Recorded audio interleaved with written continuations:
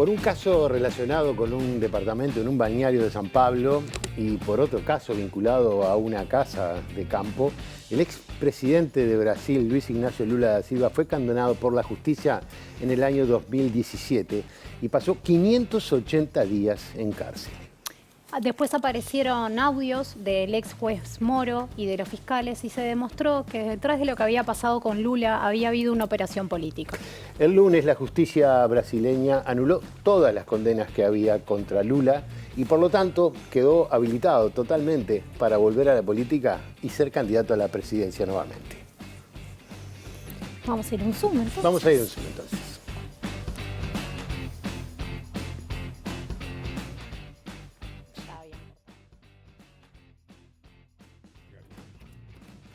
Esse dia chegou com o voto do Fachin.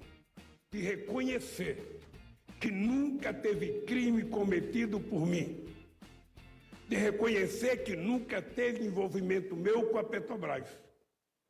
E toda a amargura que eu passei, todo o sofrimento que eu passei, acabou. Eu estou muito tranquilo. O processo vai continuar, tudo bem, eu já fui absolvido em todos os processos fora de Curitiba. Mas nós vamos continuar brigando para que o Moro seja considerado suspeito, porque ele não tem o direito de se transformar no maior mentiroso da história do Brasil e ser considerado herói. Durante longos 5 anos, amplos setores da imprensa não exigiram nenhuma veracidade do Moro. Não exigiram nenhuma veracidade dos procuradores. Não exigiram nenhuma veracidade da Polícia Federal para divulgar as mentiras que eles contavam a meu respeito. Mas agora nós estamos com um perito fazendo investigação nos documentos que está na Polícia Federal, portanto não é uma coisa do PT, é da Polícia Federal, autorizado pelo ministro da Suprema Corte. E mesmo esse perito avalizando, vocês acompanham a imprensa, e eu acho muito engraçado porque o Moro fala, não reconheço, sabe, essa veracidade. Os procuradores falam, não reconheço, mesmo tendo uma peritagem e a divulgação sendo autorizada pela Suprema Corte. No meu caso, eles nunca pediram autorização. Eu duvido que o presidente da República recebeu tanta gente da imprensa para conversar como eu recebi quando era presidente da República. Então é o seguinte, eu estou aqui para fazer o que eu sei fazer. Para conversar, para discutir o Brasil e para tentar ajudar os problemas que o Brasil tem, que são muitos. Tá? Muito obrigado de coração a todos vocês.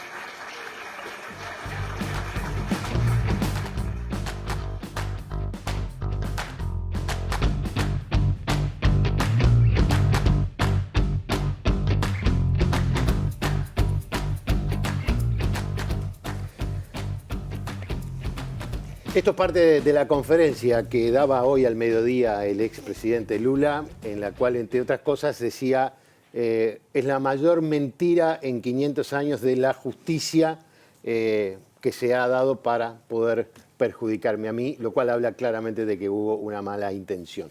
Pero para hablar de este tema vamos a hacer un contacto con la diputada estadual de Río de Janeiro, con Mónica Francisco. Mónica, bienvenida, gracias por acompañarnos esta noche. Muito obrigada, quero agradecer pelo convite para falar um pouco sobre o impacto dessa notícia no Brasil. Mónica, ¿cuál es la visión de los movimientos sociales y de los simpatizantes de Lula y de la sociedad en general sobre la justicia después de esta situación que se ha generado?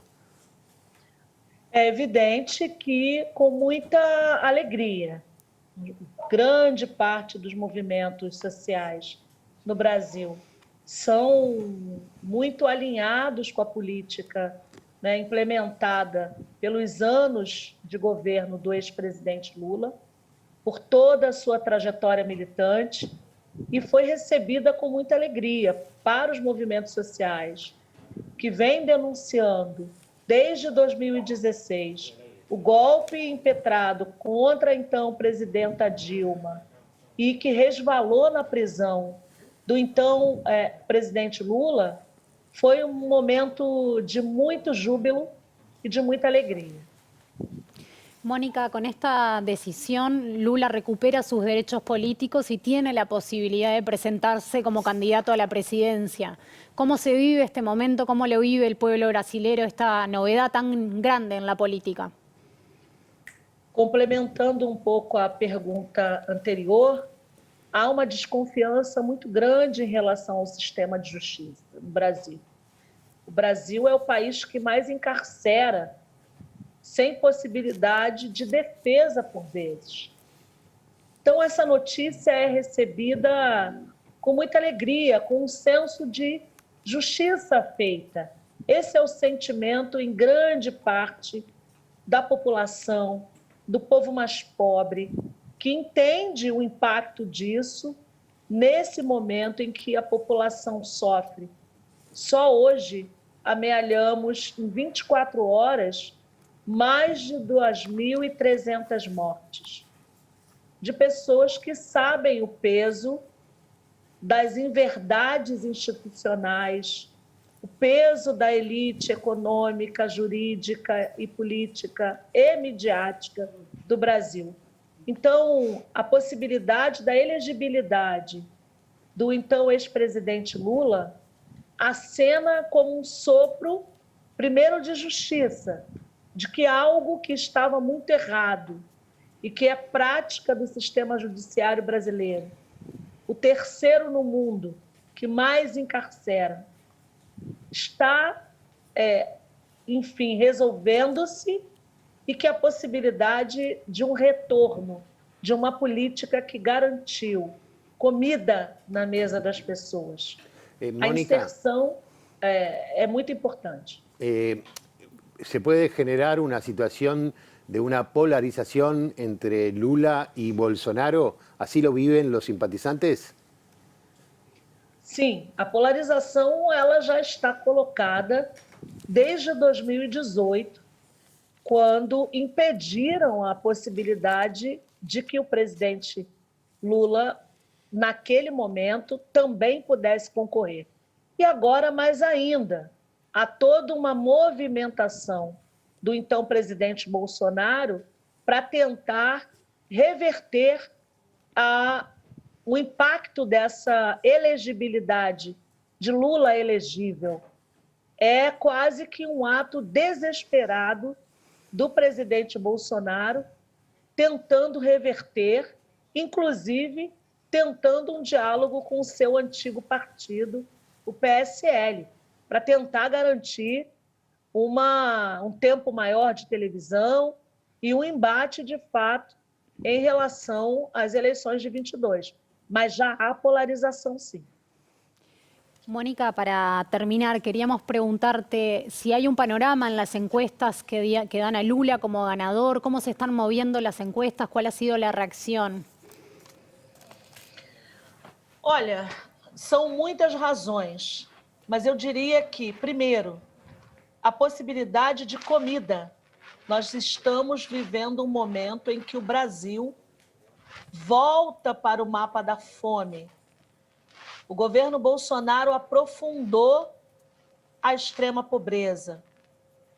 Nós temos um número de pessoas vulneráveis cada vez maior. Pessoas sem habitação, pessoas desempregadas. Somos hoje 14 milhões de desempregados. Essa é uma das maiores lutas e pautas do governo Lula.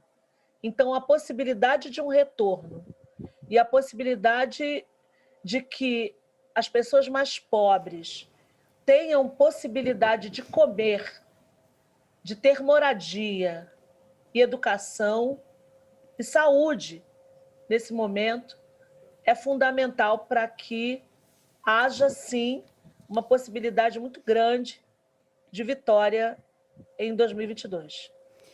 Mónica, muchas gracias por esta comunicación desde Río de Janeiro. Bienvenida siempre a La Letra Chica.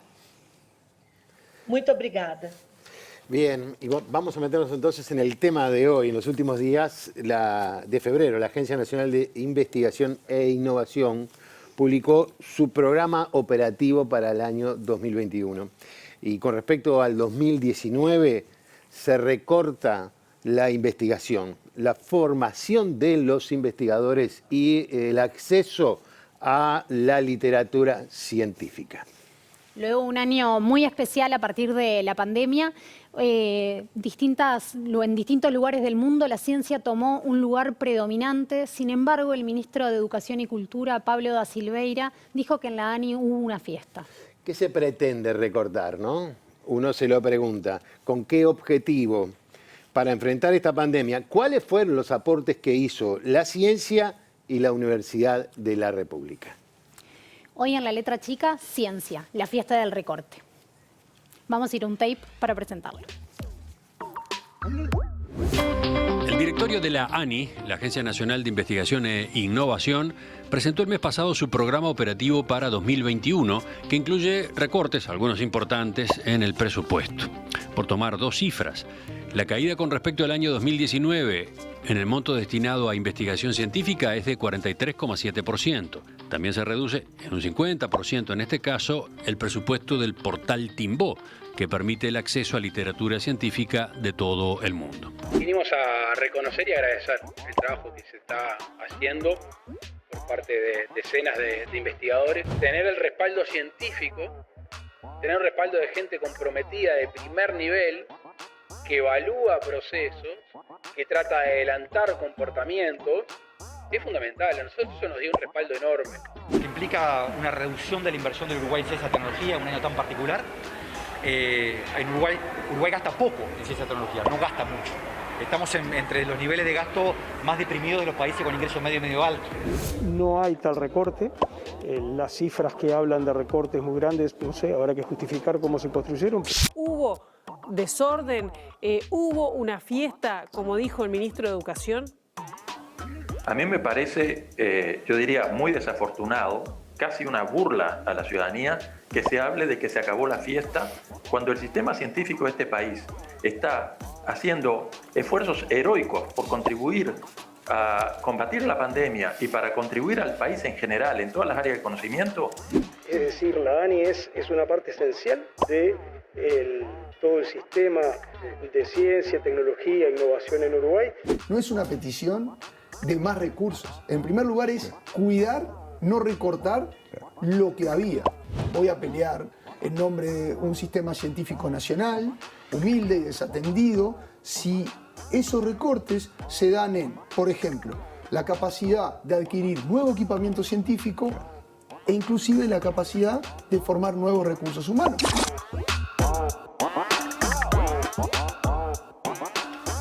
Bien, como decíamos anteriormente, la ANI ha anunciado su programa operativo para el 2021 con importantes recortes. Para hablar de esos recortes, vamos a recibir a nuestro compañero, periodista y conductor de Sobre Ciencia, Gustavo Vila. Gustavo, gracias por acompañarnos. Gracias a ustedes por la invitación y buenas noches. Bueno, para empezar, ¿cómo justifican estos recortes o cómo justifica estos recortes el gobierno? Primero hay una discusión sobre si son o no, o son recortes o son reacomodamientos. Es algo que no hay respuesta y lo vamos a ir viendo en el transcurso. Pero para la respuesta, mira, hay un documento que saca la ANI cuando se empiezan a hacer públicos los reclamos y tomar cuerpo. Y voy a leer textual el párrafo, digamos, más sólido, ¿no? Dice, nos encontramos con una organización, hablando de la ANI, que estaba amenazada en su sustentabilidad.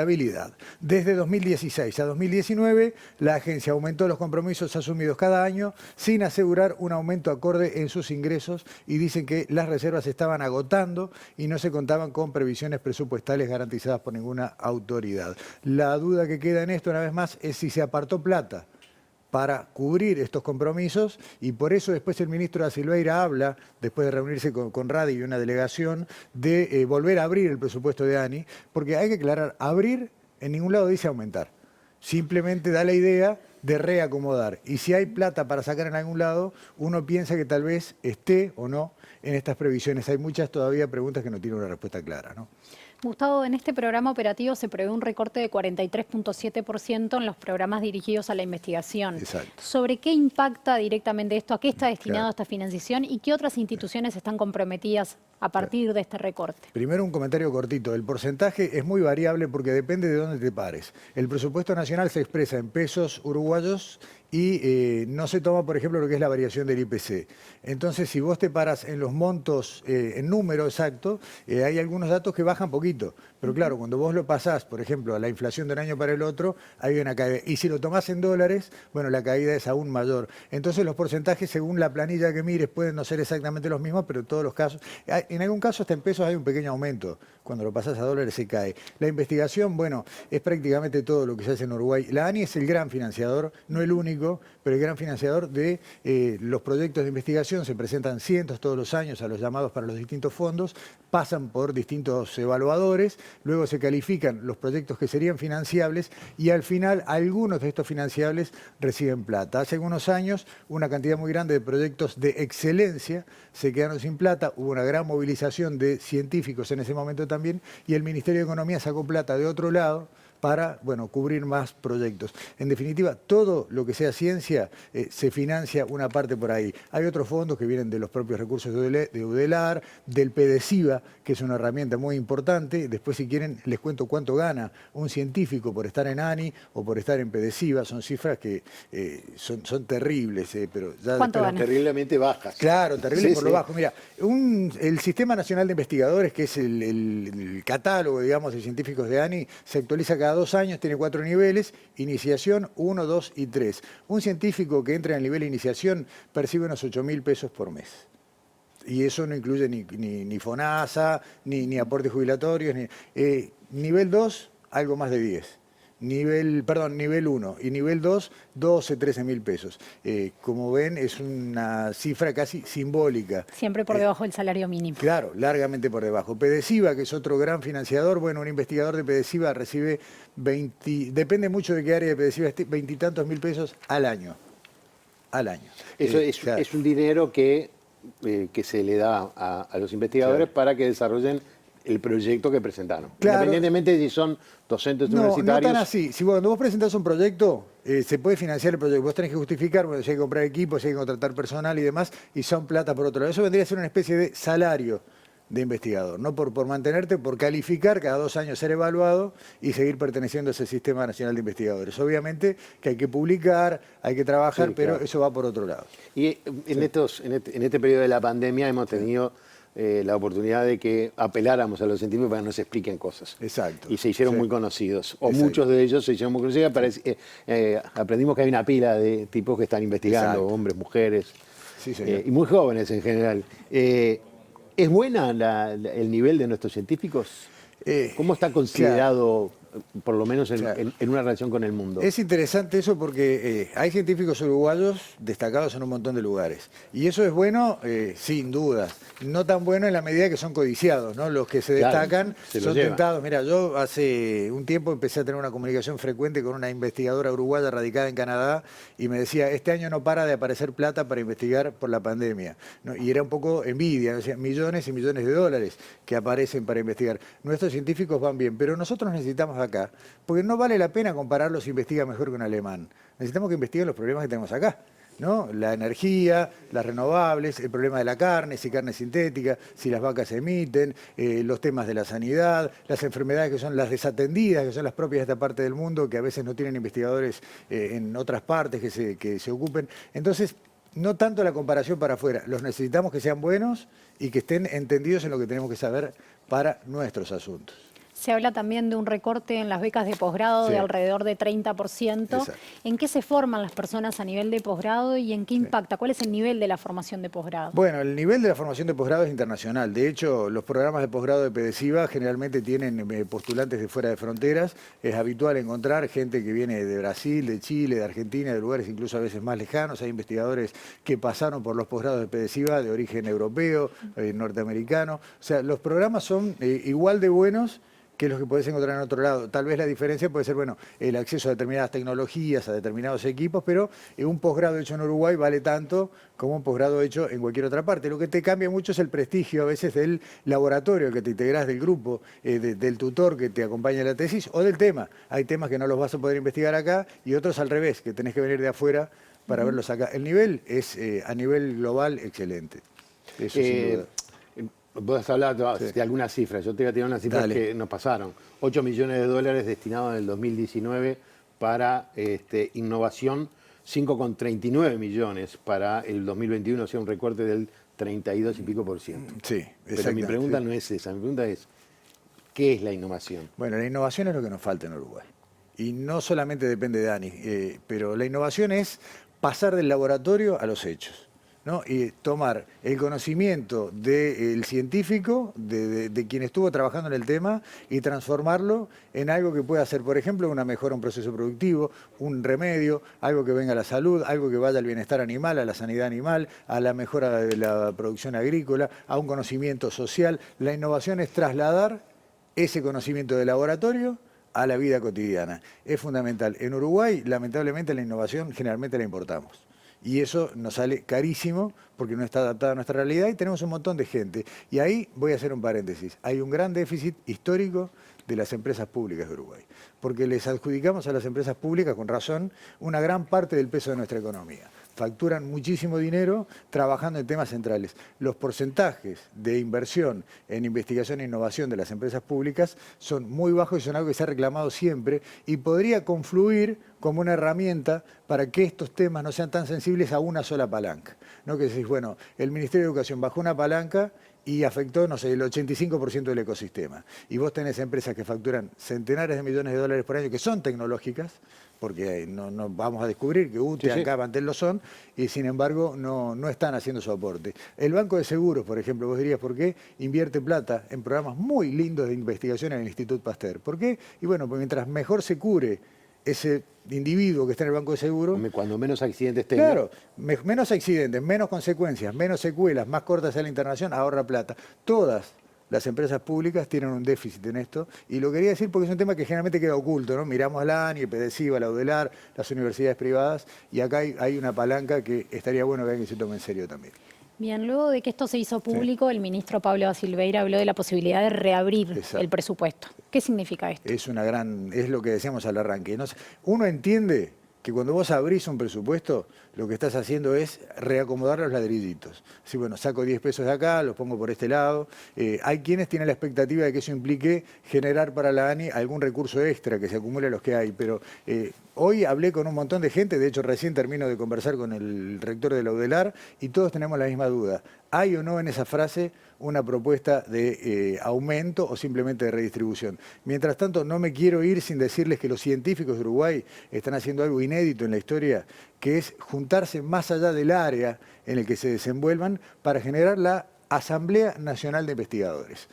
Ya hay 600 prácticamente investigadores que han firmado su pedido para participar de un Zoom que va a desarrollarse el miércoles de la semana que viene para empezar a tener una voz propia como un colectivo único. No decir los científicos del sistema, los de la UDELAR, los de la universidad privada tal o cual, sino todos juntos. Es un hito, nunca se había dado, ya se han manifestado en otras veces, pero nunca con esta intención de tener una voz propia que hable en nombre de todos los científicos. Así que está circulando la convocatoria y creo que es importante que los demás científicos lo sepan para sumarse. De los miles que hay, una buena parte ya dijo yo quiero estar. Gustavo Villa, muchísimas gracias. Gracias ha sido clarísima tu participación. Bueno, me alegro. Gracias. Hasta pronto. Gracias. No. Enseguida seguimos y nos vamos a seguir metiendo en temas de la ciencia.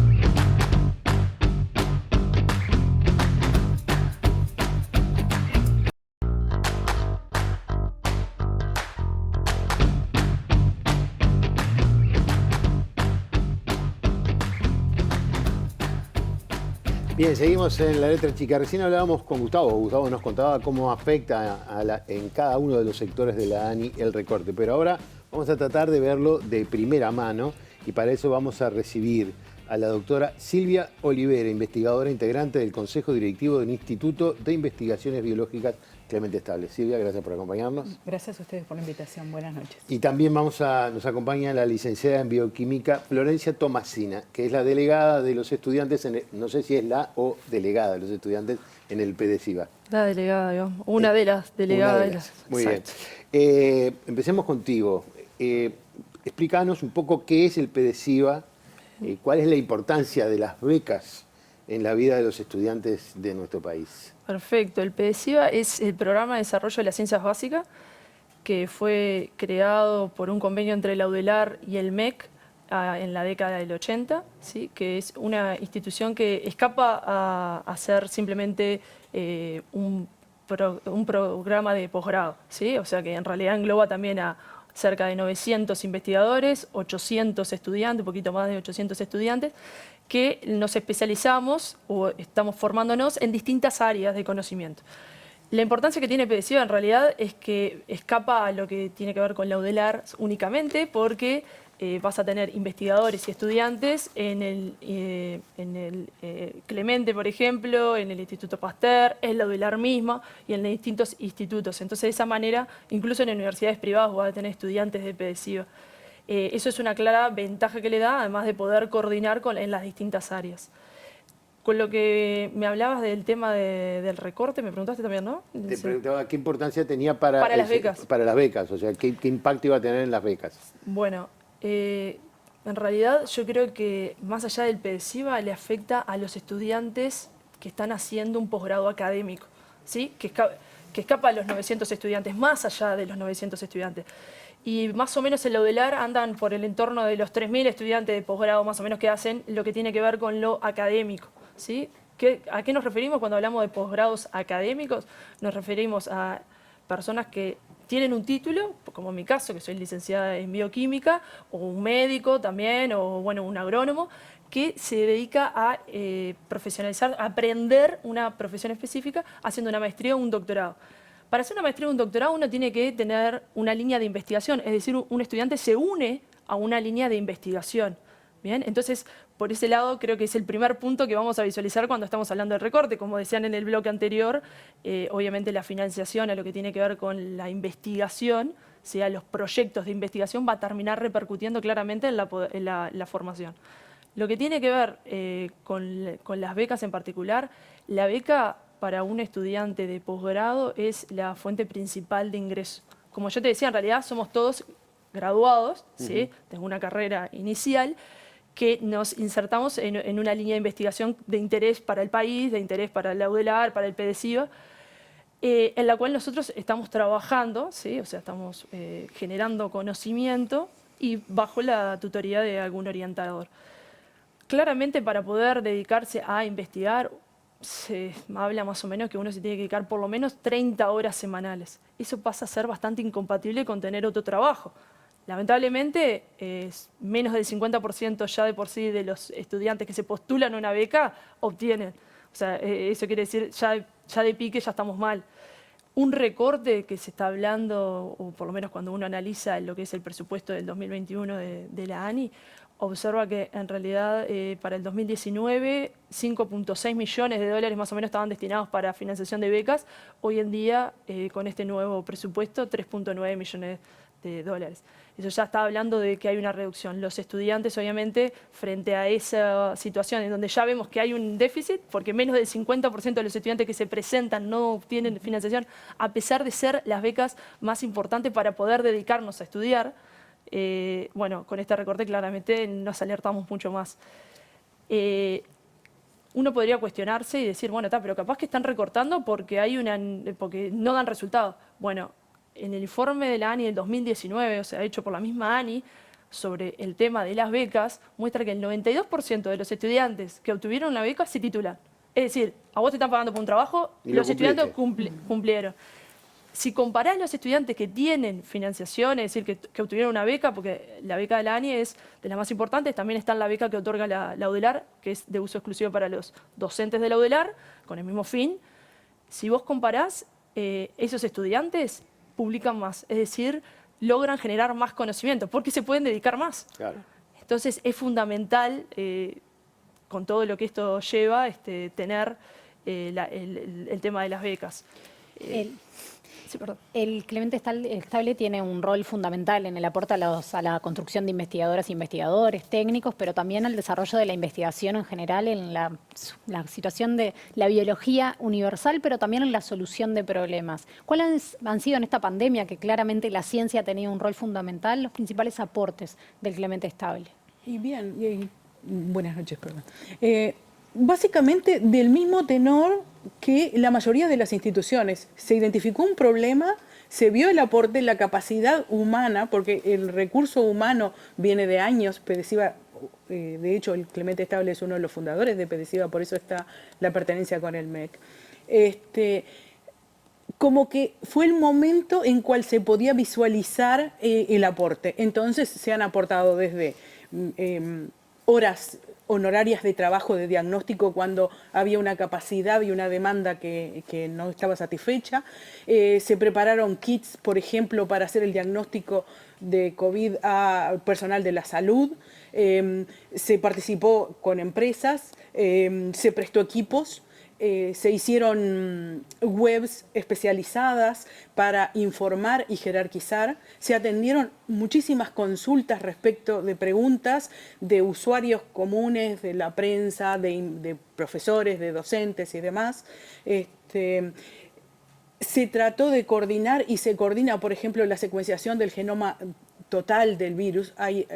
Se habla de variantes y demás. El instituto no participa en la secuenciación de las variantes, pero sí en la secuencia entera del virus para ver cómo va cambiando y demás.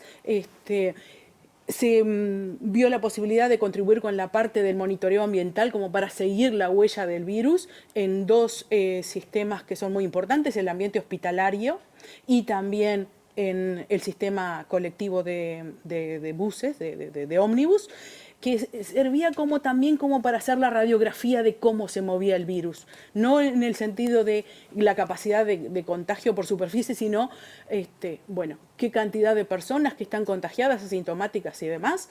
Ahora se desarrolló un test de saliva, porque hay distintas formas de diagnóstico. Ese test de saliva se analizaron 300 muestras comparando el test de saliva con diagnóstico rápido por saliva, con qPCR. Se envió el mensaje y el informe al MSP, se está a la espera. También lo enviamos a revisión por pares, tiene una buena respuesta y evaluación académica. Creemos que es una forma de ir a los test rápidos y a la forma también de, por ejemplo, se habla de evaluar en una farmacia o en algo, o en un kiosco o frente a cualquier situación. La saliva es manejable. Hay un requerimiento, si quieren, internacional por hacer test en muestras que sean mucho más asequibles. Entonces, por ejemplo, hay gente que nos ha consultado, por ejemplo, que tiene miedo de hisoparse, tienen miedo que el hisopo es introducir un cuerpo extraño y demás. Se está haciendo, se está a la espera de la respuesta y de la habilitación del MSP. Hay interesados para desarrollar ese test y estamos a disposición. Es decir, lo que ha demostrado esta pandemia es que el instituto, como parte de la comunidad académica, está a la orden. Está a la orden. Y está a la orden en forma honoraria y con ganas. Y, por ejemplo, se gerenciaron, todo lo que fue insumos y equipos y demás para repartir con lo que había. Después surgieron algunos fondos. Sí, se confirman estos recortes. ¿Qué proyectos se verían afectados dentro de Clemente Estable? Bueno, el Clemente Estable yo les diría que es una de las instituciones más vulnerables porque nosotros tenemos una pertenencia directa, nosotros somos una unidad ejecutora del MEC. Cuando nos enteramos de estos recortes o redistribución, como quieran, pero que afectan directamente a la llegada de fondos para proyectos de investigación, fondos para apoyo a recursos humanos, fondos para acceso a grandes equipos, que son 3 de los grandes niveles. Pedimos una entrevista urgente con el ministro, la tenemos mañana, como para que desde la parte del Consejo Directivo ir y expresar, miren, la viabilidad de todo lo que nosotros estamos haciendo, no solo en la pandemia, porque lo bueno de la ciencia es que la ciencia te enseña a pensar, a desafiar y a estar en ese límite, en esa orilla donde estás aprendiendo lo que o conociendo lo que todavía no está consensuadamente aceptado. Es decir, la ciencia es como un pasito hacia adelante. Todo eso, nosotros con este recorte creemos que la viabilidad del instituto está muy seriamente comprometida. Nosotros no tenemos, por ejemplo, CSIC como tiene la UDELAR, no tenemos el 14avo sueldo como tienen los docentes de la UDELAR, tenemos sí la equiparación docente, pero no tenemos el 14avo sueldo. Nuestros estudiantes sí acceden a las becas de la ANI, son estudiantes de PDCIVA, nosotros somos miembros activos de PDCIVA, reivindicamos la transversalidad del programa. No tenemos acceso a las becas CAP, salvo las becas que sí hay acceso es a finalización, son 9 meses para maestría o 1 año para doctorado, que es menos de la tercera o la cuarta parte de lo que es un año de trabajo. Entonces sí estamos preocupados, y estamos preocupados por el corto plazo y por el medio plazo, porque como traté de decir desde el principio, el saber científico necesita tiempo. Lo que Uruguay ha podido hacer es como el fruto. Clemente Estable hablaba de que tiene raíces profundas y fructifica lento y las frutas por eso son muy apreciadas. Entonces estamos comprometiendo, creemos nosotros, el corto, el medio y ni que hablar el largo plazo. Sí, acá algunos científicos que han estado el año pasado siempre nos decían lo que se consigue de repente con un trabajo de 15, 20 años se puede perder en uno. Así que esperemos empezar. No te dejamos hablar más, Florencia. Solo me dejan un titularcito sí, claro. mínimo.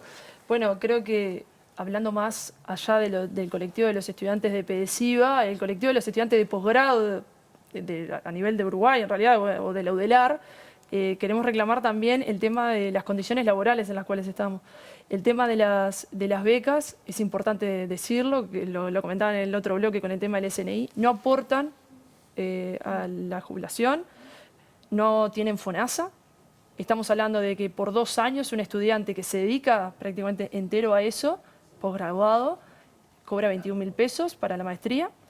No, como no está en el BPS, obviamente no tiene nada de su seguro. Lo único que hay, embarazo, 3 meses. Un estudiante de doctorado, 26.000 pesos. Estamos hablando de que el promedio de los becarios de la ANI, 29 años. Hasta los 30 años una persona no tiene aporte. De las personas que ustedes vieron, a las cuales entrevistaron y que estaban haciendo los kits diagnósticos, que estaban de primera mano, de hecho no hay una respuesta con respecto a qué pasa. Por 4 o 5 meses muchos de los estudiantes tuvieron que girarse su línea de investigación y dedicarse a lo que tiene que ver con kit diagnóstico, o directamente no podían ir por el tema de la pandemia. Bueno, no hay una extensión de la beca, o por lo menos eso no se ha hablado, que en otros países obviamente que sí, que bueno...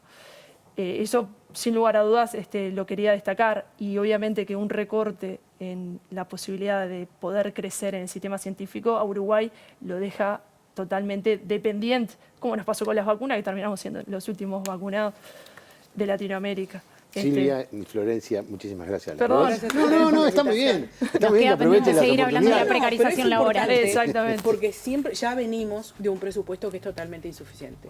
Así como las becas no se aprueban más de un 30-50%, los proyectos, la mayoría de los proyectos que se someten a la ANI están académicamente aprobados, muchos son excelentes y se puede financiar solo un porcentaje. Ojalá no tengamos que venir a hablar de recorte y sino de... Claro, está bien. De decir qué se hizo con los aumentos. Bueno, muchísimas gracias. Gracias a ustedes. Gracias. Enseguida volvemos y vamos a estar con el rector de la universidad.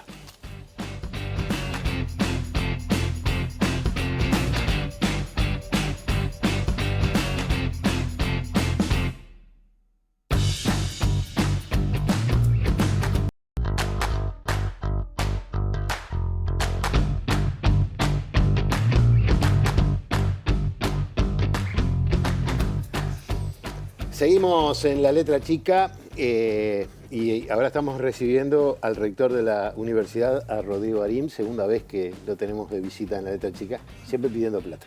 ¿Viste? ¿Qué? Un gusto estar con usted. Bueno, muchas gracias. El ministro de Educación y Cultura, Pablo da Silveira, dijo, no hay tal recorte. Las cifras que hablan de recortes muy grandes habrá que justificar cómo se construyeron. Entonces, para empezar, ¿hay recorte? Bien, si por recorte entendemos una reducción de la asignación de recursos en este caso en particular, a un instrumento muy relevante del sistema de ciencia y tecnología en Uruguay, que es la ANI, sin duda, hay un recorte. Un recorte que se origina también en la discusión presupuestal. No es una noticia estrictamente nueva, pero tiene que ver con una asignación de recursos que tanto se ha medido en dólares o a precio constante, que es como corresponde medir en todo caso la asignación de recursos, que tiene que ver con el poder adquisitivo, qué podemos hacer con esos recursos. No hay duda que hay un recorte. Y ese recorte es relevante en algunas áreas en particular. Bien. La Universidad de la República tuvo bastante que ver con la cuestión de los diagnósticos, las pruebas diagnósticas y su aporte desde la investigación y la construcción de esto. ¿Qué se puede destacar de esto? Y también preguntarte cómo fue el impacto en todo el territorio nacional, no solamente de esta capacidad de diagnóstico, sino también la llegada de la universidad a los distintos territorios. Ahora, yo diría que acá hay varios mensajes importantes. En primer lugar, los aportes que ha hecho la universidad y otros actores del sistema, como el Instituto Clemente Estable, usted estuvo recién con Silvia, tienen que ver con inversiones de largo aliento, con decisiones que tomamos las instituciones que se hicieron a veces en contextos absolutamente distintos al que vivimos hoy. En particular, en el caso de la Universidad de la República, hay que destacar el proceso de desarrollo de la Universidad del Interior del país, que nos permite hoy tener 3 centros universitarios regionales consolidados, con sedes importantes, y que hoy sostienen parte del esfuerzo de diagnóstico que ha hecho el país. E inclusive fueron de los primeros que lo llevaron adelante. Tanto en Salto, donde tenemos además un equipo de virólogos muy destacados, en particular el grado 5 de biología, el doctor Rodney Colina, que además es coincidentemente presidente de la Comisión Coordinadora del Interior de la Universidad de la República, como en Tacuarembó o Rocha, tenemos 3 laboratorios operativos desde casi el comienzo de la pandemia, en donde hemos hecho un número de diagnósticos muy importantes en un momento que el país además no tenía otras alternativas, en muchos casos. A eso hay que sumarle la capacidad de los propios hospitales clínicas. Tú señalas con claridad, esto hay que montarlo sobre otros desarrollos científicos y tecnológicos que se hicieron, yo diría, contrarreloj y producto de la acumulación institucional y de la capacidad de nuestros académicos, de nuestros universitarios, que provienen de años de formación y de años de inserción también en el país. El desarrollo de los kits diagnósticos al comienzo de la pandemia, también los test serológicos, que hoy, por ejemplo, se están aplicando en Rivera para poder detectar la prevalencia de la enfermedad, no tanto si una persona está enferma hoy, sino si lo estuvo, bien relevante en este momento que estamos desarrollando la estrategia de vacunación. Hubo test de otra naturaleza que no se usan los PCR tradicionales, sino test rápidos que se están aplicando en algunos hospitales del interior, en particular empezaron por el hospital de Tacuarembó. Son desarrollos muy concretos, sostenidos en capacidades de la Universidad de la República y en particular de su comunidad académica, que encontró un espacio en la institución gracias a inversiones que hizo el país y que decidió la universidad hace un tiempo atrás. Sería impensable este desarrollo en el interior en particular sin decisiones muy claras que tomó la Universidad de la República hace una década atrás, ¿verdad? Sí, que en su momento además fueron muy polémicas también. Muy polémicas internamente también, porque la universidad debate, y hacia afuera también. Aquí quienes nos señalaron que no era una inversión razonable, que teníamos que invertir más en Montevideo, en todo caso pagar becas de estudiantes del interior que vengan a Montevideo. Yo creo que eso es parte, por suerte, de un debate perimido, y hoy tenemos una institución que está presente en todo el territorio nacional y con vocación de seguir construyendo desarrollo en todo el territorio nacional. Voy a sacarte un momento del tema, me permitís, porque dijiste una cosa ahí que quiero saber qué quiere decir. Eso quiere decir que si se hace un test serológico, ¿está bien dicho? Y esa persona demuestra que tuvo el coronavirus, ¿no se la vacuna? No, creo que en todo caso solo tiene que determinar la estrategia de vacunación del país, pero es un indicio claro, en todo caso, que puede tener anticuerpos que lo protegen, por ejemplo, ¿sí? Y como ustedes saben, el coronavirus, mejor dicho, sí, efectivamente, la infección por coronavirus, en algunos casos tenemos casos sintomáticos y tenemos también casos asintomáticos. Claro. Y en algunos casos inclusive sintomáticos que no están detectados o evaluados. Por lo tanto, la prevalencia, estos test permiten tener una noción bastante clara de qué porcentaje de la población atravesó la enfermedad en algún momento del tiempo reciente, ¿verdad? Parecería ser que me digan que no van a poder acceder más a revistas. Bueno, no debe ser para tanto que se vea perjudicado el portal Timbó. Bueno, ¿qué significa para la comunidad científica no poder tener acceso a esta comunidad de literatura científica? Miren, para que se pueda entender de una manera relativamente sencilla, el portal Timbó es un bien público para la comunidad académica y universitaria en general, y para todo el público en general, pues es acceso para toda la ciudadanía. ¿Qué permite hacer? Acceder a la literatura científica en tiempo real, generada a escala mundial. Algo que parece y se formula de manera tan sencilla, en realidad hace 10 años atrás era extremadamente complejo. Hacíamos malabarismo para poder acceder a publicaciones en el exterior. Muchas veces solicitando a colegas que estaban estudiando afuera que nos enviaran algún artículo que ellos podían acceder en su base de datos, en la biblioteca de la universidad donde estaban estudiando, y nosotros no teníamos acceso muchas veces porque las instituciones, entre ellas la Universidad de la República, no teníamos capacidad de adquirir toda esa bibliografía, que por suerte además es creciente en contenido internacional. El portal Timbó vino a llenar ese espacio. Lo que sucedió ahora es que hay una reducción muy importante en el presupuesto asignado al portal Tiempo y hay una discontinuidad en algunas revistas. Hemos hablado con el presidente de la ANI, es posible que haya un diálogo para ver, de buscar otras soluciones alternativas. A nosotros nos preocupa, en primer lugar, como señal. Es un bien público construido de largo aliento. Las instituciones tomamos decisiones en función de esto. Por ejemplo, decisiones de comprar o no comprar ciertas colecciones. Claro. O las decisiones de decidir invertir más en becas que en colecciones de bibliografía, porque las colecciones de bibliografía estaban aseguradas a través del portal Timbó. Entonces, esas decisiones, yo no diría que están en cuestión, pero de alguna manera cuestionan la estrategia país al respecto. Y acá quiero ser muy enfático. Yo creo que un componente importante es que el sistema de ciencia y tecnología, el sistema universitario en general, y estoy abarcando también a las universidades privadas, no solamente a la universidad pública, requieren tener esas señales claras. Señales claras quiere decir que sean previsibles, ser conscientes de qué recursos vamos a contar en el futuro, en los próximos años, para qué programas, cómo se evalúan esos programas y cuáles son los procesos que pueden llevar a desarticular algunos de esos programas. Yo creo que en este caso hay un proceso que es complejo. El año pasado, en 2020, tuvimos una circunstancia donde de vuelta hubo cierta amenaza de recorte presupuestal que no estaba previsto originalmente, a partir de un decreto de marzo del año 2020, que no se concretó. Ahora de nuevo tenemos noticias que no son del todo razonables desde el punto de vista de la disponibilidad de recursos para el sistema. Yo creo que acá es importante construir señales transparentes, claras y previsibles, de tal manera que los actores institucionales e individuales puedan tomar decisiones en función de ellas, ¿verdad? Parte del aporte de la Universidad de la República ha sido también estudiar el comportamiento del virus, la propagación, y en particular también vemos cómo los departamentos de frontera están siendo particularmente afectados por la propagación del virus. ¿Cómo se está desarrollando este trabajo? ¿Cómo lo llevan adelante? Bueno, nosotros en la frontera tenemos varios proyectos distintos, muchos de ellos en colaboración con otras instituciones, incluyendo, por ejemplo, un análisis de prevalencia en Rivera, hoy una zona bastante afectada a partir de test serológicos que están en proceso en este momento. Pero en particular también tenemos estudios genoménicos de las variantes del virus que están ingresando en Uruguay, ¿verdad? Hemos hecho alguna conferencia de prensa puntualmente, se detectaron algunas variantes nuevas que están ingresando a Brasil hace unas semanas atrás. Y hemos acordado con el Ministerio de Salud Pública, que ya quiero destacar, porque el Ministerio de Salud Pública esto ha hecho un apoyo decidido, de tener ciertos sistemas de vigilancia epidemiológica que nos permitan ir analizando esta variedad a partir del trabajo de nuestros científicos y académicos en complementación con otras instituciones. El propio Ministerio de Salud Pública o instituciones provenientes del Poder Ejecutivo o de ACE que colaboran en el proceso. En este momento hay académicos de la Universidad de la República y Instituto Pasteur que están desarrollando también test, mejor dicho, mecanismos y procedimientos para realizar esta tarea de manera mucho más rápida, de manera de tener casi información en tiempo real del tipo de las variantes del virus. Puedo ser relativamente informal, soy economista, no virólogo, que están ingresando en el país en algún momento del tiempo, ¿no? Sí, sos economista, por lo tanto debe tener algo que ver con el Instituto de Economía. Tuve algún pasaje. ¿Algún pasaje? El Instituto de Economía también participó con el desarrollo de algunos artículos con el tema de la pandemia. ¿De qué manera? Porque uno, cuando se habla de todo esto, lo primero que me viene a la cabeza es, y en eso también están los abogados y los arquitectos y los ingenieros, o está solamente en las ramas biológicas. No, tú hablas de la economía. Yo le diría que durante este 2020 prácticamente toda la universidad, todas las facultades realizaron aportes sistemáticos e importantes. En el caso del Instituto de Economía, y voy a poner otros ejemplos también de otras facultades ahora para que se entienda lo que estoy diciendo, el caso del Instituto de Economía hubo desde publicaciones en blog, complejizando discusiones, aportando elementos en la discusión pública sobre cuáles son las políticas sociales y políticas públicas que están aplicando otros países, para intentar también desde Uruguay aprender lo que están haciendo dentro de contextos.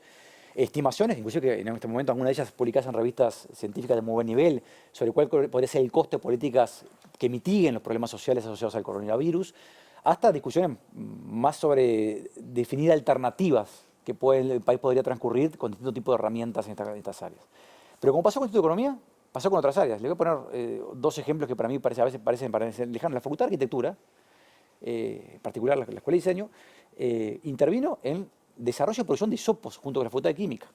Cuando el país no podía comprar hisopos porque estaban agotados en escala mundial. O sea, el Uruguay tenía dificultades entre marzo y abril del año pasado, hoy ya no es así, de acceder a hisopos. Bueno, la Facultad de Arquitectura con la Facultad de Química produjeron hisopos con tecnología 3D. Y eso inclusive hay una transferencia tecnológica a empresas locales que están produciendo a partir de eso que se hizo contrarreloj nuevamente. Esos ejemplos se multiplican. Hasta el tapabocas que uso todos los días tiene que ver también con un aporte de universitarios vinculados al diseño que lo han hecho para que nosotros podamos hacerlo, ¿no?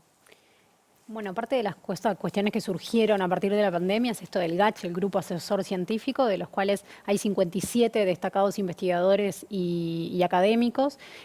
Todos pasaron en algún momento por la Universidad de la República, 66% tienen formación de posgrado y 80% son docentes de la Universidad de la República. Ya se vio un recorte en la ley de presupuesto y ahora estas novedades respecto a la ANI. ¿Cuál es la valoración de la Universidad de la República considerando estos factores? Tú señalas un dato que yo diría que es muy robusto. La Universidad de la República en el país representa el 80% del conocimiento que se genera, ¿sí? Y de la creación cultural, más en general. Y eso lo podemos saber, por ejemplo, en el porcentaje de docentes de la Universidad de la República que integran el Sistema Nacional de Investigadores. Aproximadamente el 80% de todos los integrantes son de la Universidad de la República. Lo podemos ver en los integrantes del GACH, un nuevo instrumento ad hoc diseñado específicamente para asesorar a la Presidencia de la República. Lo podemos ver también en el porcentaje de las publicaciones científicas que realiza el país, que son de autoría de universitarios, de la Universidad de la República. Lo podemos ver en otras áreas de creación cultural o de creación artística más en general. Entonces yo diría que es un dato firme. ¿Es una buena noticia? Yo digo que no es una buena noticia. Uruguay necesita que se abran otras oportunidades, no solo en la universidad, para poder desarrollar una vida laboral fructífera y gratificante para aquellos que están formados a alto nivel y son capaces de crear conocimiento, en empresas públicas, en empresas privadas, en otras entidades del Estado. Hay algunas, el sistema científico uruguayo demostró ser, yo diría, solvente, pero es frágil. Es una construcción relativamente reciente. Por lo tanto, tenemos que dar señales claras y recursos. Uruguay sigue invirtiendo muy poco en términos relativos. Y eso es un dato de la realidad. En cualquier comparación internacional, seguimos estando mal parados en este plano.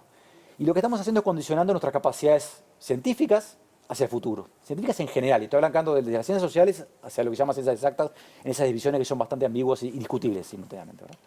Yo creo que son apuestas de largo plazo, y las apuestas de largo plazo, las decisiones de largo plazo, no pueden tomarse en base a restricciones de muy corto plazo. Está claro que Uruguay atraviesa un problema. Problemas sociales, problemas fiscales, problemas de distinta naturaleza. Ahora, si nosotros nos ponemos las anteojeras y tomamos la decisión de hacer recortes, porque Uruguay hoy, en este momento, tiene dificultades de cierto nivel, y recortamos justamente aquello que puede constituir uno de tantos trampolines para el desarrollo futuro, estamos condicionando el futuro de la generación que viene. Rodrigo Arín, rector de la Universidad de la República, muchas gracias, siempre claro, y bueno, y gracias por acompañarnos una vez más. Por favor, un gusto estar con ustedes nuevamente. Bien, nosotros nos vamos a despedir. Mañana en La Letra Chica vamos a hablar sobre etiquetado de alimentos, exceso de lobby, y además recuerden que pueden volver a ver este programa hoy a las 23:30. Ahora, al cierre se viene un homenaje a Alfredo Zitarrosa por los 85 años, organizado por la Sala Zitarrosa y filmado por TV Ciudad. Ahora, a pasitos, se viene. Así que quédense con nuestra señal y nosotros nos vemos mañana otra vez a las 8 de la noche. Muchas gracias.